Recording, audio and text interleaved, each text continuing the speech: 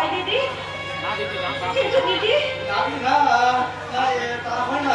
শুনেছি আপনার যে চরম দুর্ঘটনার পর থেকে আপনি কেমন বদলে গেছেন। কেন দিদি? তার উপর আপনারা তো অভিমান নয় ভাই, অভিমান নয়। একটা কালো হাত আমার জীবনের সমস্ত আলোকে চুরি করে নিয়ে গেছে। আমার এই নিঃস্ব রিক্ত জীবন অসহায়ের মাঝে আর কি নতুন করে স্বপ্ন দেখা যায়। কিন্তু দিদি সাধারণ না, তোর জীবনে এত বড় সর্বনাশ হয়েছে। সেই আগে সমাজের মধ্যমণি তাদের অন্যায় অত্যাচারে আজ আমাদের জীবন সহজ সরল মেয়েদের জীবনের ভালোবাসা সব পরাধীন হয়ে গেছে। কিন্তু দিদি সেই শয়তানের বুকে রক্ত দিয়ে দিতে আমি আপনার মনে সমস্ত কারণ বুঝিনি। আপনি পারবেন সমাধান হাতে হাত রেখে? না, তার হয় না ভাই, কেন হয় না দিদি, কেন হয় না? হয় না ভাই, হয় না। কারণ কুকুরের চাকা এত পাতায় নৈবেদ্য সাজিয়ে কি দেবতার পূজা হয়?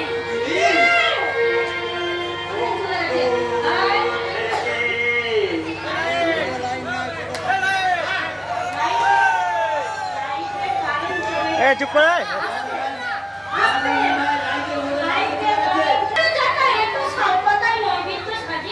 দেবতার কি পূজা হয়?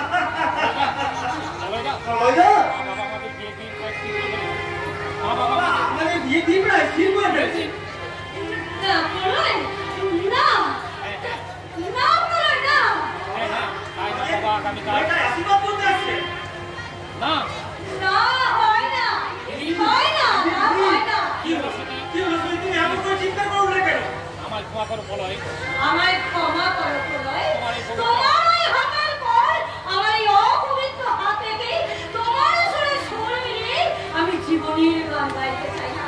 তুমি অন্য কারোর সঙ্গে বিয়ে করে তুমি সুখী হও প্রলয়, অন্য কারোর সাথে বিয়ে করে তুমি সুখী হও প্রলয়। তুই জানো শুনি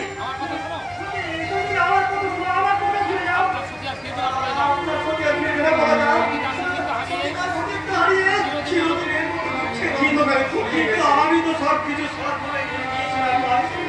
কেন সত্যি আমার কাছ থেকে দূরে সরে থাকতে চাইছি? তুমি বলতে পারো আমি কি করবো, আমি কি করবো? আপনি যদি এভাবে ভেঙে পড়েন তাহলে দিদিকে কে বোঝাবে? একমাত্র আপনি আপনি আপনি পারেন আপনার প্রেম ভালোবাসা সহযোগিতা দিয়ে দিদির মনের তুমি ঠিক বলেছ। দিদির চোখের জল আমি কিছুতে সহ্য করতে পারছি না। যেমন করি হোক দিদির বুকে হাসি তোমাকে বুঝিয়ে তুলতে হবে, তোমাকে বুঝিয়ে তুলতে হবে। আমি চেষ্টা করবো ব্যর্থ হয়ে যাবে আমার সারা জীবনের তপস্যা।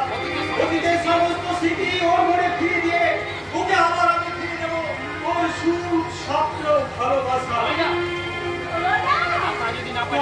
আর তারা যদি না পারি তাহলে তুমি দুজনের আড়ালে আমি শুধু কাজ